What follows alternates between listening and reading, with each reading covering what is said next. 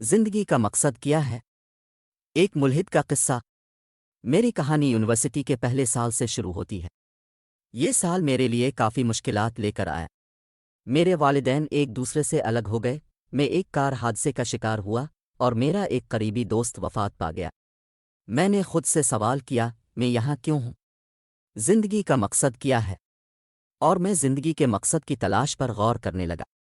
چونکہ میں ایک عیسائی تھا، میں نے اپنی تحقیق کا آغاز چرچ کیمپ سے کیا۔ وہاں سب لوگ ایسے گیت گا رہے تھے جن کے الفاظ میرے لیے اجنبی تھے۔ میں نے ان سے کچھ ایسے سوالات کیے جو میرے ذہن میں گردش کر رہے تھے، لیکن حیران کن بات یہ تھی کہ کسی نے بھی انجیل کھول کر میرے سوالات کے جوابات نہیں دیے، بلکہ ہر شخص نے اپنی ذاتی رائے دی۔ یہ مختلف آرا ایک دوسرے سے متضاد تھیں، اور بعض اوقات تو ایک کی رائے دوسرے کے بالکل برعکس ہوتی۔ یہاں تک کہ ان کا خدا کے بارے میں تصور بھی واضح نہیں تھا، بلکہ تضادات اور کمزوریوں سے بھرا ہوا تھا۔ میں سوچنے لگا کہ خدا صلیب پر کیوں چڑھایا جائے گا اور تکلیف کیوں سہے گا۔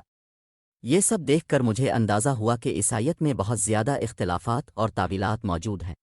میں یونیورسٹی میں پڑھائی کے ساتھ ایک پیٹرول پمپ پر بھی کام کرتا تھا۔ وہاں ایک ساتھی کارکن جو ہندو تھا، میں نے اس سے ہندو مت کے بارے میں سوال کیا کہ یہ ہاتھی کے سر والا خدا کیا ہے؟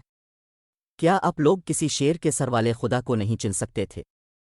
چنانچہ مجھے ہندو مت پسند نہیں آیا، اور میں دیگر مذاہب کے متعلق تحقیق کرتا رہا۔ اس بار میرا سوال یہودیت کے بارے میں تھا، لیکن کافی غور و خوض کے بعد مجھے وہاں بھی تضادات ہی ملے جیسے کہ عیسائیت میں تھے۔ لہٰذا مجھے یہودیت میں وہ چیز نہیں ملی جس کی میں تلاش کر رہا تھا۔ پھر میں بدھ مت کی طرف متوجہ ہوا اور سوچا کہ شاید یہی وہ مذہب ہے جس کی مجھے تلاش تھی۔ لیکن جب میں نے گہرائی سے تحقیق کی تو معلوم ہوا کہ بدھ مت دراصل کوئی مذہب نہیں بلکہ محض ایک طرز زندگی ہے۔ ایک دن میرے ایک دوست نے مجھ سے ان مذاہب کے بارے میں پوچھا جن کی میں نے تحقیق کی تھی۔ میں نے اسے بتایا کہ میں نے عیسائیت، ہندو مت، یہودیت اور بدھ مت کا مطالعہ کیا ہے۔ تو اس نے پوچھا، اور اسلام کے بارے میں کیا خیال ہے؟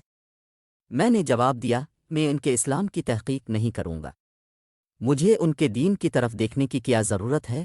لیکن کچھ عرصہ بعد میں خود کو ایک مسجد کے اندر پایا۔ میں نے جوتے بھی نہیں اتارے تھے اور بے دھیانی میں نماز پڑھتے ہوئے ایک شخص کے سر پر پیر رکھنے والا تھا۔ یہ دیکھ کر ایک شیخ میری طرف مسکرا کر آئے اور کہا، آج کا دن خوشگوار ہو میرے دوست، تم کیسے ہو؟ اس حسن اخلاق نے مجھے متاثر کیا اور میں نے ان سے اپنے سوالات پوچھنا شروع کر دیے۔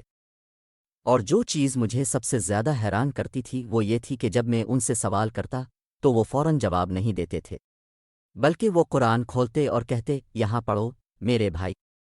اور واقعی مجھے ہر سوال کا جواب وہاں مل جاتا، چاہے وہ کتنا ہی مشکل کیوں نہ ہو۔ 2 ہفتے گزرنے کے بعد میں نے ایک مسلمان سے سوال کیا، تم مجھے اپنی ذاتی رائے کیوں نہیں دیتے؟ تو اس نے جواب دیا، جب ہم اللہ کے کلام کی بات کرتے ہیں تو میری کوئی رائے نہیں ہو سکتی۔ ان الفاظ نے مجھے کافی متاثر کیا۔ میں نے ایک قرآن کا نسخہ لی اور اسے گھر لے گیا۔ جب میں نے پڑھنا شروع کیا تو یہ کسی کہانی کی طرح نہیں لگا، بلکہ ایسا محسوس ہوا جیسے کوئی مجھے ہدایت دے رہا ہو، راستہ دکھا رہا ہو۔ ایک رات میں نے قرآن میں پہاڑوں کے بطور میخوں کے ذکر، ماں کے رحم میں بچے کی تخلیق اور دیگر سائنسی حقائق کے بارے میں غور کیا۔ میں نے دعا کی، اے اللہ مجھے ہدایت دے، اور پھر میری زندگی مکمل طور سے بدل گئی۔ مجھے یقین ہو گیا کہ یہ خوبصورت اور منظم کائنات کسی حکیم و قادر خالق کے بغیر نہیں بن سکتی۔ آخر کار میں نے اسلام قبول کرنے کا فیصلہ کیا اور کلمہ شہادت پڑھ لیا۔ جیسے ہی میں نے کلمہ پڑھا، میرے تمام خوف اور شکوک ختم ہو گئے۔ میرے والد کے ساتھ میرا رویہ بہت بہتر ہو گیا، جس کی وجہ سے وہ اسلام کی حقیقت کو سمجھنے لگے۔ یہاں تک کہ انہوں نے مجھ سے قرآن مانگا، اور مجھے پورا یقین ہے کہ وہ بھی جلد اسلام قبول کر لیں گے، انشاءاللہ۔